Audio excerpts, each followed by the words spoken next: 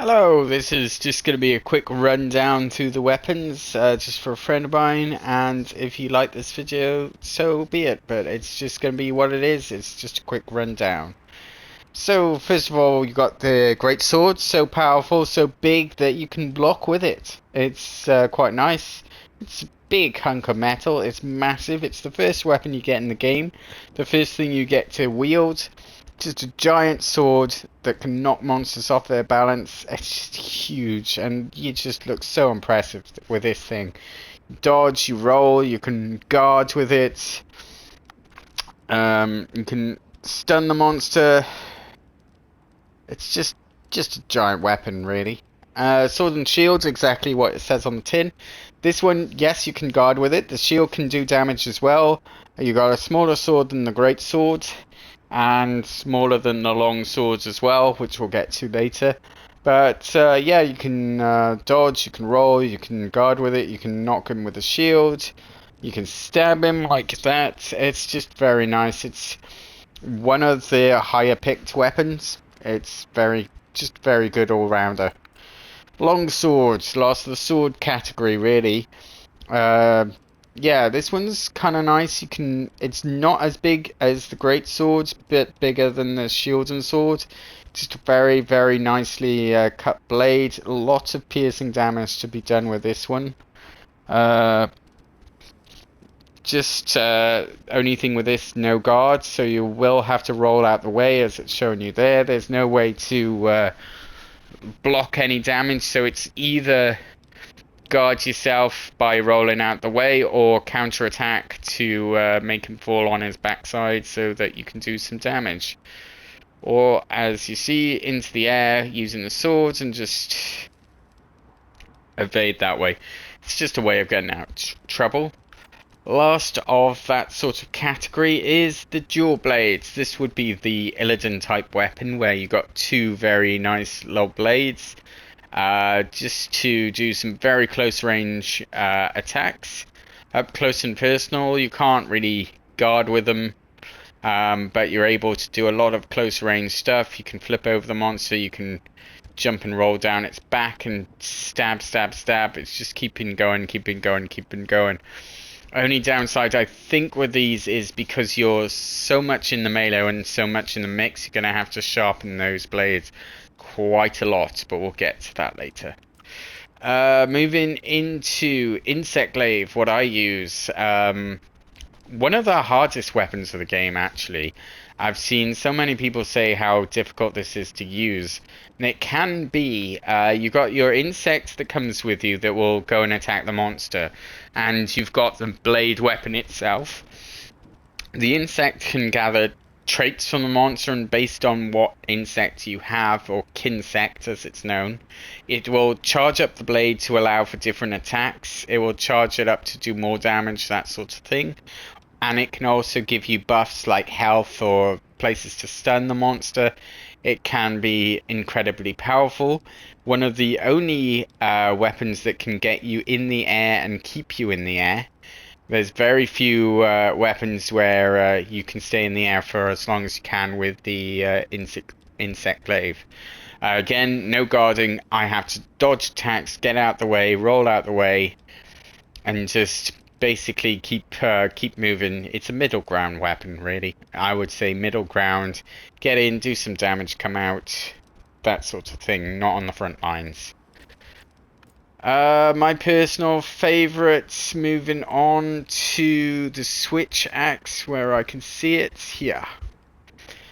Two parts of this weapon. There's the axe where you're doing blunt damage right now, and you can switch it to the blade, which has been switched there, and you can do stabbing damage. So it's break bones, weaken him so he's limping along with one broken leg, and then switch to a blade and do some cutting actions for some nice close-up.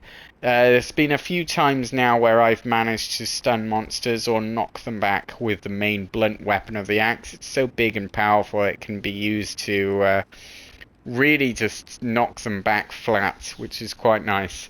And then switch to the blade to do some serious damage. Hammer, it is what it says. It's a blunt weapon. It's a big fat hammer, and it will do a lot of damage. Crush bones, break skulls. Yeah, stunning on its head. Just keep targeting the monster's brain and stunning him for a large amount of metal landing on his head. He will go into a dazed state. It is what it says. You can't guard with it, so you will have to either evade attacks or get that stun in just to knock him down and make him dizzy for a bit, and then you can just recover yourself while he's trying to get back to his feet. Just a mutual return to zero. Lance, one of the more defensive weapons of the game, which is odd because it is a giant pointy stick.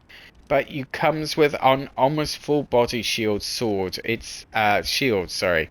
That shield is big and it's powerful. You can counter attack, yes. It has good variety for needlepoint stabs, just doing a lot of stabbing actions, guarding with it against the shields. You want to be on the front lines. This is the sort of character that will be on the front line. You will be guarding a lot and doing some damage while your teammates all run around the monster and do the proper damage. You are taking the flak for the team. You are in the front lines. You are there taking the damage on your shield so that your team can get in there and do whatever they need to do. Heavy bowgun? Yeah, it's a heavy bowgun. You can guard with it. It's so big. Some stances, yeah. I'm not really sure. I haven't really looked into that properly. But this, for me, I've seen it 1 or 2 times, and it's kind of like the biggest sniper you've ever seen. I've never seen anyone get too close with this. They're always on the back lines. It's a long-range weapon, really.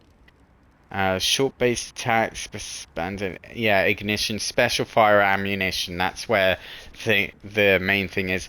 With anything that's special fire ammunition, you'll have to craft those that ammunition yourself, which can take a lot of resources, but it's the longer you play the game, the less you'll need to worry about that, really. And for the most part, the rewards for it are pretty decent. Light bowgun, exactly as you would expect. Smaller version of the heavy bowgun. Mid-range, yeah, good firing.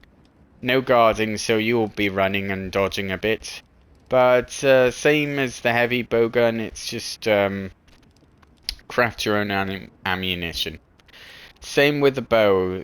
The special ammunition you get, not the arrows themselves, but the special ammunition you'll be crafting as well. You can, yeah, the dodge allows you to do a sidestep move away from the monster. You can just keep, as long as you time it perfectly, you can get that dodge and just get some special fire in based on that. Your long range or mid range, you can get in close, but there's really no point. And yeah, there was the special dodge in that little animation there, and it just allows you just to get out the way and fire off a couple more. It's just a lovely weapon. Bow is just a lovely weapon. Charge blade, the big rolling circle of the sword. You see it coming up in a minute. There it is, charging up and just transforms. Morph between agile sword mode for maneuvering and a powerful axe mode. So much like the switch axe, it can transform into the circular blade. Just does a ton of damage. It can be used for guarding. You've got a bit of a shield with it, which is kind of the other part of the blade. It's just very nice. It's a very nice looking weapon. It's a very nice used weapon. It can morph quite nicely to sword or to axe. Obviously, that's your shield in sword mode, and then your axe in main mode, where you can't guard in axe mode. Just a nice all-rounder. Just a bit of best of both worlds. Up again, up close again on the monster. I wouldn't say that's mid-range. That's close mid-range, I would say. Probably more close. Gun lance, yeah, combines long reaching thrust shell with fire, low mobility, great guarding capabilities. Yeah, you got your shield there again. It's just a big, kind of like a shotgun, I think, is the best way to describe it, although that seems a bit poor in reality. I've not used this one before. It's, I've not seen this one before, really, or if I have, it was not really, yeah, I don't, it's got a good guarding capabilities. I've seen that. Frontline, maybe. Don't really know. Bit of a quandary, don't know on that one. And the Hunter's Horn. Pretty much your blunt weapon provides melodies, echo bubbles. You are the bard. And whatever the bard says goes. It just basically allows you to attack the monster with your horn, and then you can play melodies, create circles for other players to stand in or heal up in or whatever, and allows you to be the best person on the field because everyone loves you when you're the bard. Because you're charging them up, giving them health, giving them abilities, letting them do what they need to do. It's a very good one. It's just a very nice one. And it's kind of fun. So those are all the instruments I was about to say. Instruments of death, really. The weapons and the defense. You can see everything else on the right hand side. My stats, my health, attack, equipment. But down in the bottom right corner, that's my armor right now. That is defense capabilities. And you can see my dragon defense, ice resistance, thunder resistance, fire resistance, and water resistance. I've swapped out because I've been fighting some dragons, so you can swap out at the drop of the hat as well. Everything here, like this is all equipment. Oh, I need, yeah, adapt, yeah. So everything I have here, but I can just transfer items. I can change my loadout, so view my loadouts, items, equipment, appearance, and quick time menus. So I can change out different, all of these loadouts which I've stashed away from earlier, and I can just change them out. I'm starting to date them now because it's just easier than calling them something. But these allow me to switch between what I've already got and what I've done before. Usually I can tell by the level of on the right on the kinsect and the sharpness of the blade, but sometimes you can't always tell. But there we are. That's that. Let's see about